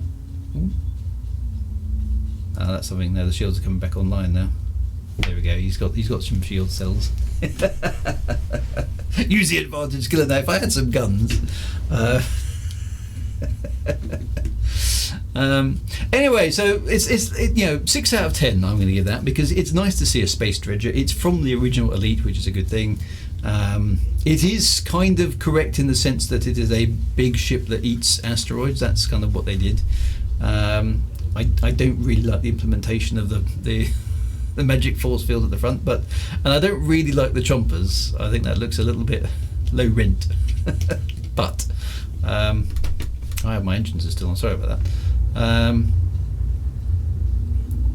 So 6 out of 10, which is generally the sort of mark I give Frontier nowadays for the sort of stuff. I mean, it's nice to see it. It's nice to see it, but most of the implementations I find, I'm giving them about 6 out of 10. Somebody asked me earlier in the stream, what do I think of the alpha after all this?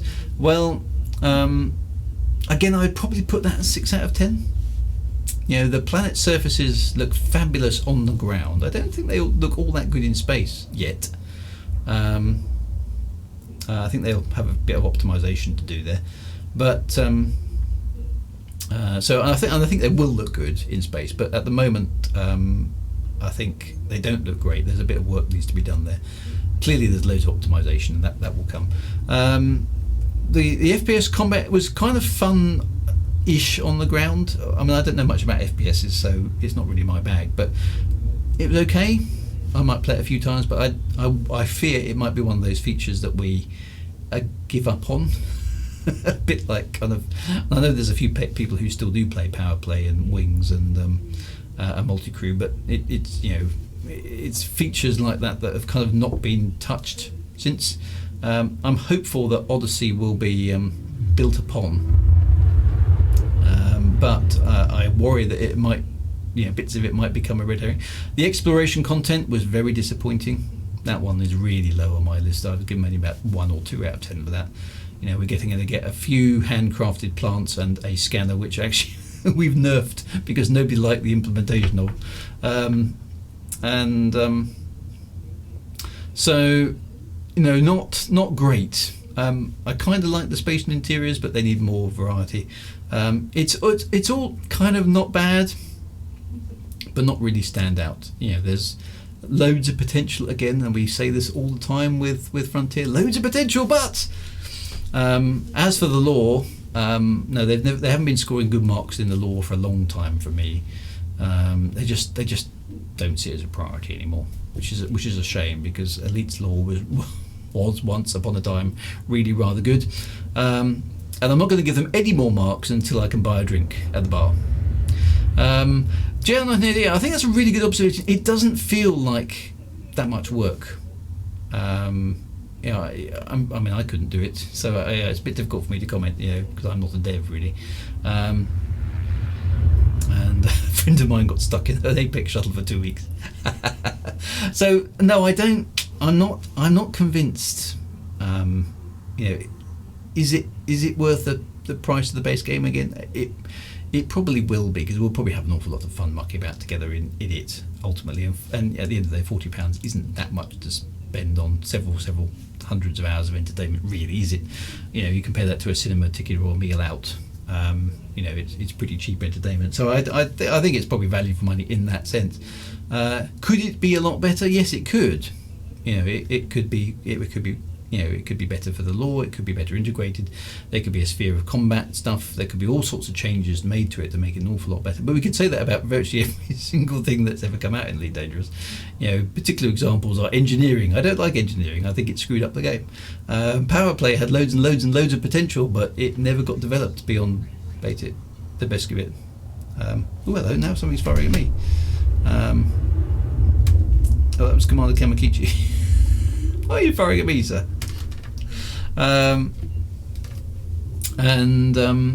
So is there good potential in there for storytelling stuff? I'm kind of hopeful that there will be. We need to play around with that, I think, to see what we can do with Odyssey as players. So, it was a Healy beam, was it? Thank you very much. So that's going to be interesting, Sharon. I think that's a very good point. What can we do with Odyssey to make it fun for ourselves to play? And the NPC one-liners and all that sort of stuff that really, really, really should have been sorted out. There's lots of stuff that just hasn't been done. It doesn't feel. The thing that gets me is and I mentioned, I think in last week's stream, it's the soul and the passion for me. It feels like it isn't quite there. And I don't know if that's a function of everybody working from home in COVID and maybe some of those conversations that happen just not happening. But it's okay, but it's not inspired. It's not pushing things on. There's not a single feature in Odyssey where I'm going, wow, that looks amazing. I mean, maybe the planet surfaces is about the only thing that comes close. And I'm thinking, they're looking better. But it's only thin atmospheres. There's no weather. There's no dust storms. There's a little bit of dust that floats about. But I haven't been bowled over by it at all. And I'd like to be bowled over by it, because there's so many things about Elite that I really do like and all that kind of good stuff. But it's gonna have to wait and see. I don't want to judge it before the full games are out on the 19th, really. But based on what I saw in the alpha, and I fear that's about 40-50% of what we're actually going to get in the real game, possibly even more. I don't know. It's okay. I'll have to wait and see. Jay, no caves, no overhang. Now, people, an awful lot of fans of Elite Dangerous diss No Man's Sky really, really hard. And I get why, because a lot of the stuff is silly and there's some very cartoony bits and pieces, and the space combat is not particularly good, and the way the asteroids expand into your field of view looked cartoony, all those kind of things. So there's a lot wrong with No Man's Sky. But as an exploration game, particularly on planet surfaces, it blows Elite out of the water, in my opinion. I like the planets in No Man's Sky. And I know they're not full size, and I know that they've got them very silly floaty rocks on some planets and things like that, which just kind of going, why are they? Why is that happening? And there's a lot of wacky, silly stuff in there, but it's got that sort of 70s sci-fi vibe to it.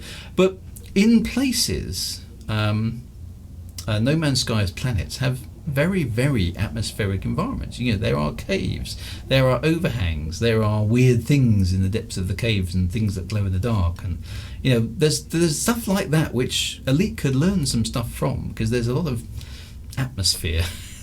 I use that figuratively, not literally, in those environments, which I think are very good. And the fact that I can go down onto the surface in anywhere on No Man's Sky, and I can modify the surface with a terrain modifying tool, and how that works, it's space magic obviously, but I can carve out bits of the ground in No Man's Sky, and then I can build a base in that space, or I can build a base on top of a mountain, Tony Stark style, or I can build an underwater base, and all those kind of things. Now that I like, all right, I like building a base. I like finding a nice planet where there's not an insane hailstorm every 30 seconds, with a nice beach, okay? And I like building a base, and I like making a nice, and I like parking my ship near the base and having a nice view in the morning, and maybe a ring planet in the sky or something like that. And it doesn't orbit, I get that, and the days are too short and all those sorts of things that are wrong with No Man's Sky. But for actual atmosphere of just,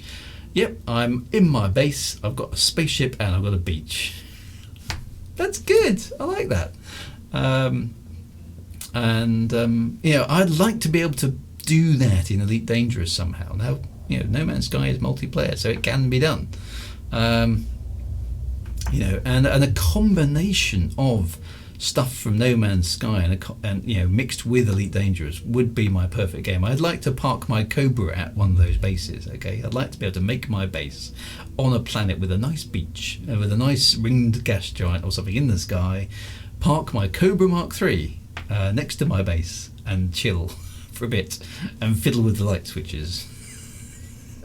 God, I just would. So stuff like that does appeal to me. But Elite, on one hand, Elite is going for this real rigorous, astronomical realism. You got, bless her, Dr. K, isn't it? Going into the nth degree, really, about the complexity of the stellar forge and the way it generates the planets, and all that kind of good stuff. And I like that, right? I like that stuff. I like that attention to detail. And then on the flip side, we get magic space force fields, which shouldn't exist in the game. And you're like, why is there this weird, sort of discrepancy between massively rigorous scientific accuracy over here and then magic space fields over here? And it's like there's more than one creative team inside Frontier. One is the astronomy division, and one is the let's make up the science as we go along division. I just don't quite get that. It's really, really odd. So I know Blade. I know the manipulation stuff isn't permanent, and that's an issue because it needs to be in some fashion, doesn't it? But most of the time I go back to my base and it's still pretty much as I left it.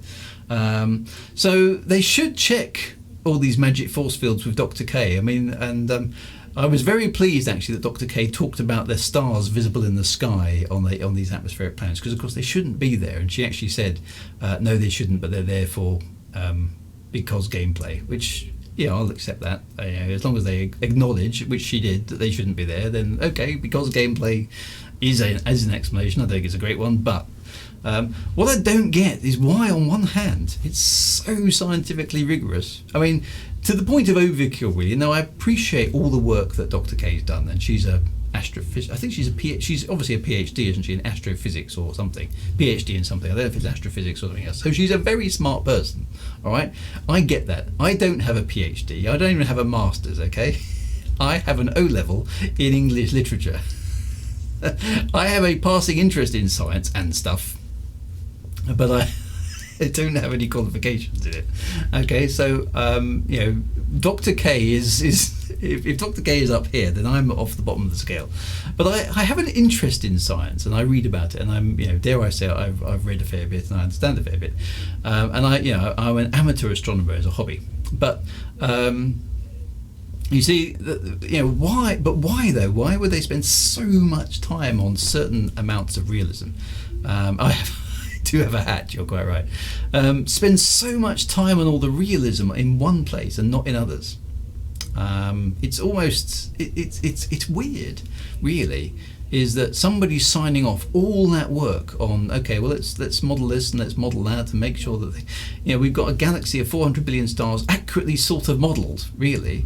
Certainly the best thing that's ever been done in the computer game, and yet on the flip side, magic space force fields, yay! I don't know. Maybe I haven't met Dr. K actually, so I'm gonna have to ask her that if I ever meet. Maybe that's one thing from my David Braben list. I don't know. Those sort of things bother me. But anyway. So anyway, that was a bit of a rant, wasn't it? Is there a log here, or is it? And the Hesperus logs are aboard and we can't access them. So anyways, that's the spaceship. Where's the Hesperus? So let's go and check out the Hesperus. I haven't actually, since we're here, I haven't had a look at the Hesperus. Let's go and have a look at the Hesperus.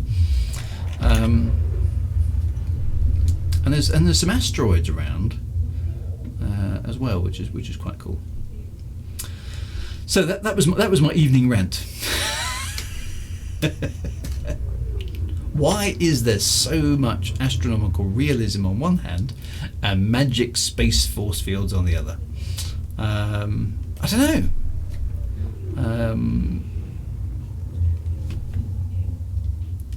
There's not actually anything to investigate here, is there? Other than is it just the tourist beacon itself? Is there a tourist beacon for me to go? Whilst I'm here, I suppose I ought to scan it. Hesperus logs. There we go. That appears to be the tourist beacon. So let's see what the tourist beacon says, shall we? Do I have to scan? I can't remember. Do I have to scan tourist beacons?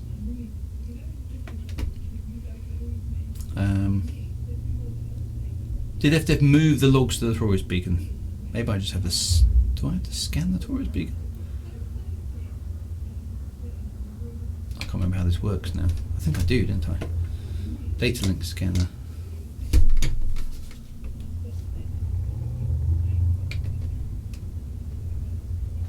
There we go, data link scanner.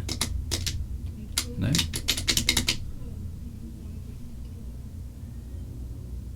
That beacon has encrypted logs, the dredger has logs. Oh, it does, okay, so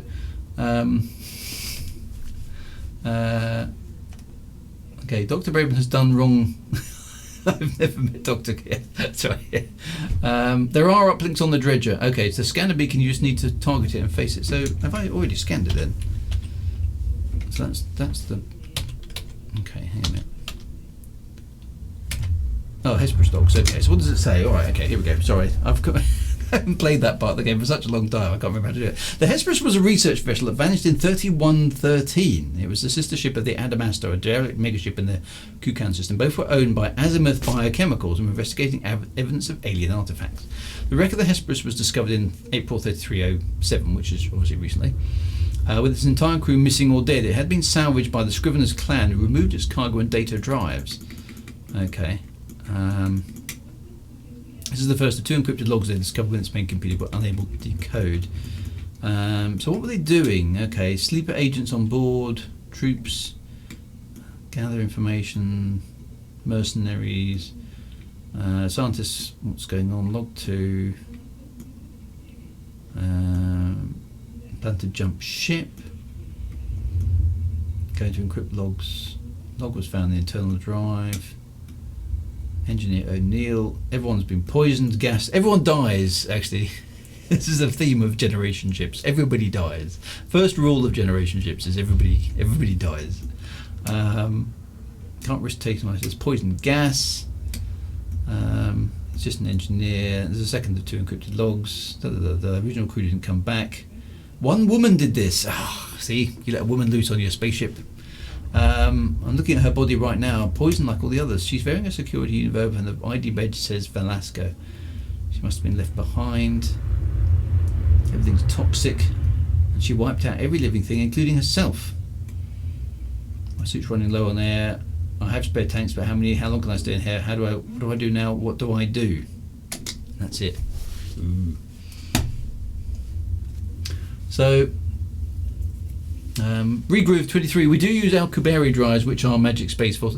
Yeah, you see, I'm quite happy. I mean, obviously, Elite is the thing about spaceships traveling between the stars. So we need to have magic hyperspace. We need to have magic ways of getting around in space, and that's kind of a given. But they are at least internally consistent, and there's some lore about them. You know, the hyperspace in Elite Dangerous has got some lore associated with it.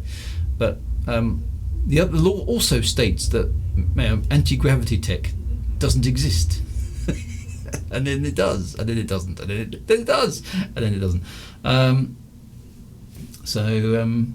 Yeah, so, you know, and we've got to be a bit careful because, you know, there are also shields in the Elite Dangerous universe which are also impossible. But, you know, all of these things at least have a lore explanation and they're consistent. And it's the difference between, I can have suspension of disbelief on one hand to believe that a technology, even if it's not possible as far as we understand, exists in this game universe because it exists. And there's some lore about it. But on the flip side, when you break your own lore, because you either don't know it, or you're unaware of it, or you just can't be bothered, I think that's a shame. I just think it's a shame. Now, why don't pop over to one of the Galnet systems and shake your fist at a Thargoid? Yeah, no, I haven't got any guns on my ship, and my Great Phantom is not really all that good at fighting things. Yeah, so there we go. Raxler. Incus is a result of the design decision. So yeah, so and I think that's it. There's so many things here which are basically the result of cheap implementation, and that irritates me a bit because it doesn't need to be. It doesn't need to be like that. I did scan the mist there, but can't find them. Okay. So, I mean, magic ship. Yeah, actually, there is a magic force field at the mail slot, isn't there, which can hold back atmosphere, which is a bit of a weird thing. It's not anti-grav; it's a field distorter that makes tractor beams possible because your ship essentially makes, I don't know, tractor beams, field distorter. So maybe it's a localized space-time distorter. I could possibly buy that Regroove 23. Yes, okay, I'll give that some thought. Maybe I can buy that one. FD should hire Drew as a lawkeeper. Well, oddly enough, and no, they haven't. They don't take any notice of me at all anymore, because it's probably irritating them. But I would say, not just me, okay, because I take an interest in the Elite Dangerous lore simply because I'm interested in it. And FDev are not paid to do lore, and they don't seem to see the value in having consistent and good lore behind them, which a lot of other game franchises do. But an awful lot of the fans out there, and I'm not just talking about me, there's a lot of other hardcore fans of the lore. Dare I say it, we probably know it better than anybody inside FDev, and that's not really meant as a criticism because people come and go in corporations and companies like FDev, okay, because, you know, natural churn of employees. So, you know, what's the average, I was about to say life expectancy, that would be a bit cruel. What's the average tenure length of an employee at Frontier? You know, in the dev environment or the design environment, you know, they're probably younger folks who, you know, they work at FDev for a period of time and then move on. It's a job, okay? So, you know, if you're only there for 2, 3, 4 years, you're not going to have the law knowledge, the law knowledge that a fan who's been playing the game since 1984 has got. You just don't have it, do you? So, you know, I'm not saying they should hire me. I mean, they couldn't afford me, obviously. But if they wanted to take advantage of their law, I mean, it's all their IP, for goodness sakes, you know, it's their creation. They could do worse than at least consulting in some fashion with the fans on law stuff, but I just don't think they care. I don't think they're bothered. I don't think it makes any difference. As far as they're concerned, it makes no difference to the bottom line whether it makes sense or it doesn't. And it's cheaper to do it without having to worry about the law, so it's cheaper to do it, and that's a good thing. And I think that's really kind of it. I think that's the explanation. What age range do people play this game? Well, I think it's a pretty wide range, isn't it? Because I mean, I'm old, and there's definitely people playing Elite who are older than me. So I think it probably spans teenagers to 60, possibly even 70 plus. I would guess. A lawyer, very good. I like that. I mean, I know at least at one point they were basically saying, new people to Frontier. They're saying, is there a story to Elite Dangerous? And they were actually giving staff one of my books, which was jolly nice. I think they bought a copy for everybody. I think they just had one copy, which they passed around the company. But they did have Elite Premonition around for a while on bookshelves and stuff to say, well, this is read this. This will give you a flavour of how things work, which was jolly nice. But Kamakichi needs a wing invite. Where's he gone? There we go. But I think even that's fizzled out. I just don't. I don't think they are interested in keeping the lore consistent, and they certainly have shown no evidence of that recently. That they are even aware of necessarily the lore that's gone before and the narrative that has happened in the game before. And I think that might just be due to the nature of people coming and going.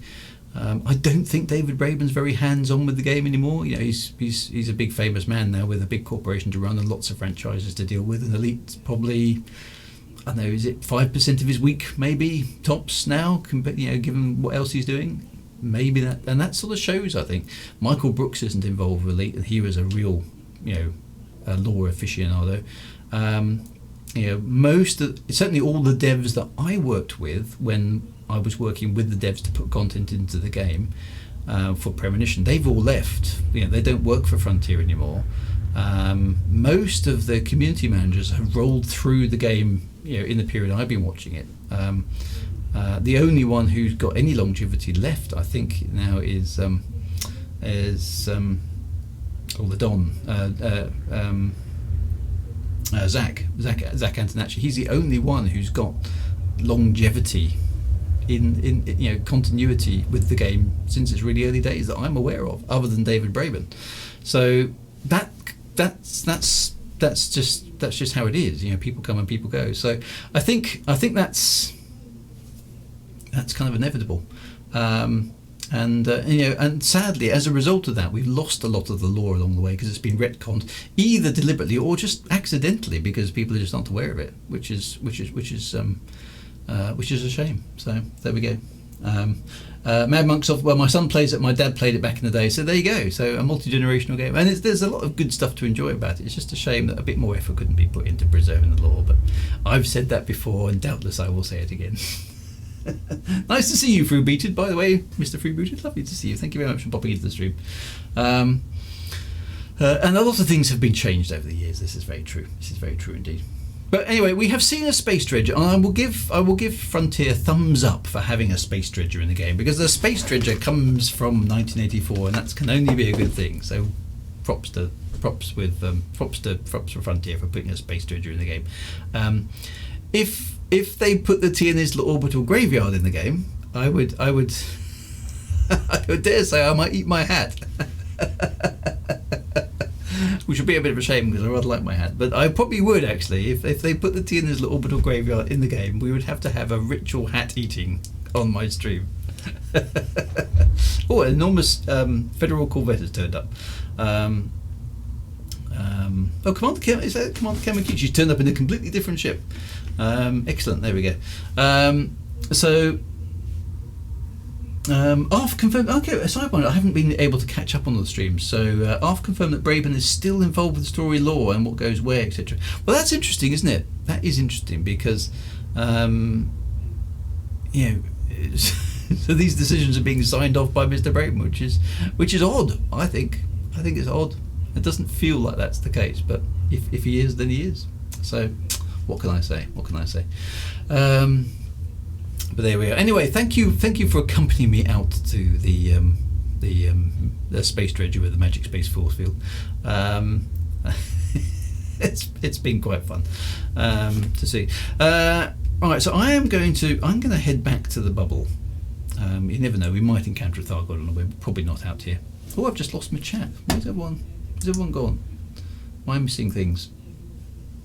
Twitch is definitely having some problems again tonight. My chat window has died, and I can't see the chat. It's thinking about coming back.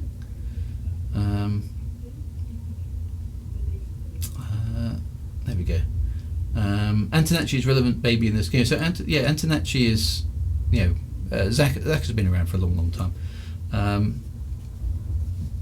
I feel some people love Elite Lore so much they don't want to have the job of managing it because it would just ruin it for them, or they don't care.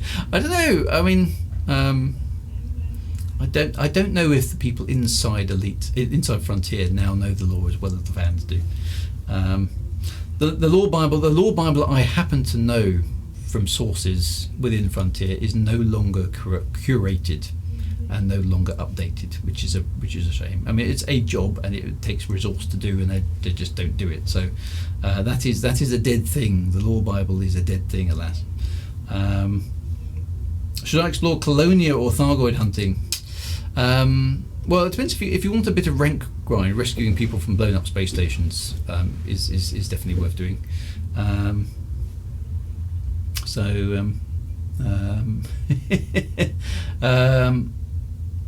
The carrier is nearby, maybe of use, maybe with a bit of better. Old banner, Tierna's orbital graveyard. Yes, we definitely need the Tierna's orbital graveyard. That's one thing I would like to. If we ever get the Tierna's orbital graveyard in Elite Dangerous, I'll probably count that as job done and go, right, thank you very much, everybody. I will now switch off my television set and go do something less boring instead. I will feel that my task here is accomplished. But all the time there is no Tierna's orbital graveyard in Elite Dangerous. I'm going to have to keep going. I'm not allowed to harm myself on stream. Darn. Well, reckon Braben is rubber stamping it like the Queen. Maybe it's just a case of that'll do. I don't know. Bit of a strange thing, but there we go. Could hitch a ride on my carrier. Okay, yes, let's do that, Kamakichi. Where is your carrier? Let's hitch a ride home on Kamakichi's fleet carrier. Is it in the system?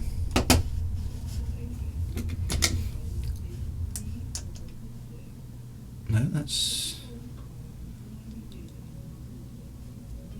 there's quite a few out here as well. The money pit. A black hole. There's the Akagi. There it is, at the end. Right.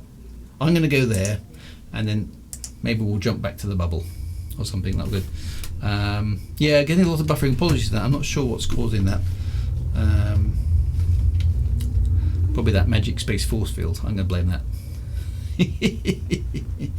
I don't know if that is my end or Twitch or what. I've got no bandwidth problems according to my Streamlabs, so it's a bit weird. But anyway, I'm going to head to the LV Akagi. I've got something deployed apparently. There we go.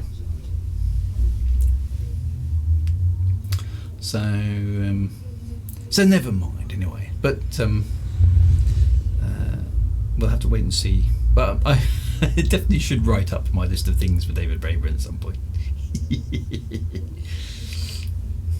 Just because. Possibly Drew's local Twitch server in OBS. I don't know. Yeah, so it's a shame. It's not showing any issues now. So hopefully it will rectify itself.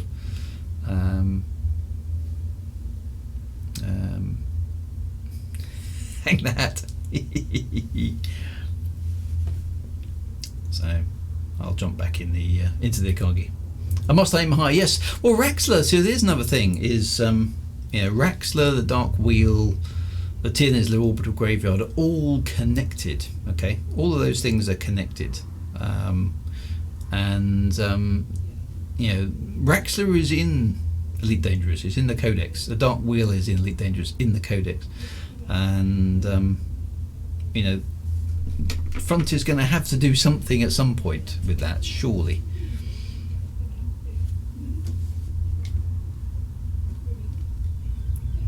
Have I not got? Did I not connect on that properly? What's going on?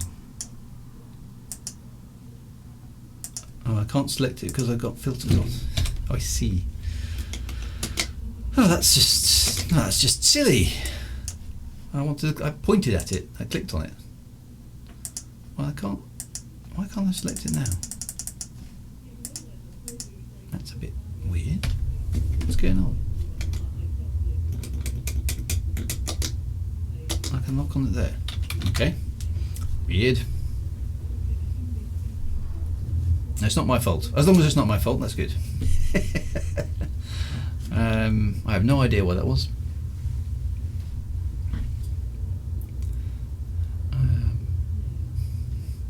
I like it not being my fault. That's a good thing. No, I think Twitch maybe is having a few issues, or maybe one of my local transmitters or something. There's just the problem with the internet nowadays. There's so many things that can go wrong. It's one of those things, isn't it? It seems to be settling down again. I don't know. There we go. Never mind. My internet here isn't particularly strong. I know that, but one of these days they'll upgrade my neighbourhood, but it doesn't appear to be on the cards at the moment. Have to wait and see. Anyway, I'm closing in on the LLV or Kagi, and then we'll shut down there for the night. And with a bit of luck, Kamakichi can transport me magically back to the bowl. The stream appears to have a higher delay than usual. Yeah, I don't know why that is. Kind of weird. Raxler is the freeze we made along the way. Yeah. Well, the problem with Raxler is it's going to be very hard to do justice to it, isn't it? After so many years of speculating by fans, and maybe it's better to be left as a thing that never gets discovered, because it's a bit like Lost, isn't it? The TV series Lost it just it keeps going and going and going, and there's no resolution. Request confirmed. Come to the wrong side. They always end up on the wrong side of space stations and fleet carriers for some reason. Oh, where's the pad? There it is. Pad number 10.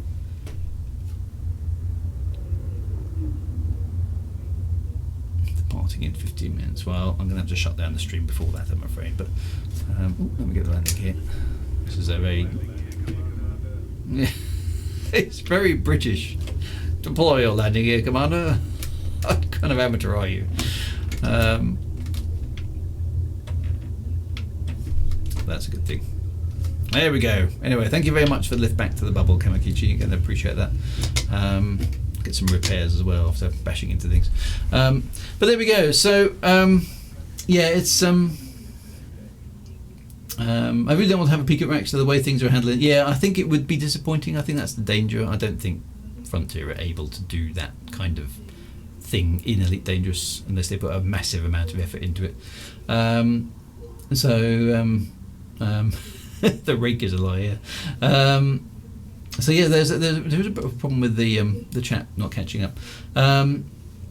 Always reckon that Raxler could have been an Earth-like world. Someone discovers it but can't actually land on it. So yeah, maybe that's the thing. Yeah, who knows? We'll have to wait and see, won't we? But maybe there'll be more clues in Odyssey. But anyway, so next Thursday I won't be here because I will be off mucking about with cars with my son. You'll have plenty of other things to watch with Elite Dangerous Odyssey. And I will pick up Elite Dangerous Odyssey the following week, and we'll do a bit of a review of it then to see what state it's actually in after a week or so of actually being released. So a fortnight now before that. We'll be back on Saturday with my continuing retro stream where we're delving into the previous Elite game, and obviously also back on Mondays as well. So Renzo the Reds has sneaked in a question right at the end there. Do you so you specifically write Elite Dangerous novels, or is it unlicensed, similar tweet? I did write official Elite Dangerous novels. I've written two, one in 2014, one in 2017. I haven't written anything in Elite since, and Frontier are no longer accepting submissions for novels, which is a bit of a shame. But I did write two official novels, so they are canon, if you like, in the Elite Dangerous universe, although I suspect FDev has largely forgotten they exist by this point. They certainly never mention any of that stuff anymore. But there we go. So, but they are official Elite Dangerous. They're officially approved by Frontier back in the day. So that's where we are. I am a science fiction author in my own stead, if that makes sense. So I write my own science fiction now. They are a bit. If they do make some bold decisions, I would definitely agree with that. But anyway, my friends, you take care of yourselves. Have a fantastic Friday. Have a fantastic weekend. If you don't pop along to the Saturday stream, I will see you soon. But Elite Dangerous will be back for me in a couple of weeks, where we can take a good poke at the new Odyssey and see what's going on. Until then, until Saturday, until Monday, right on, Commanders, and 07. Take care, my friends. See you soon.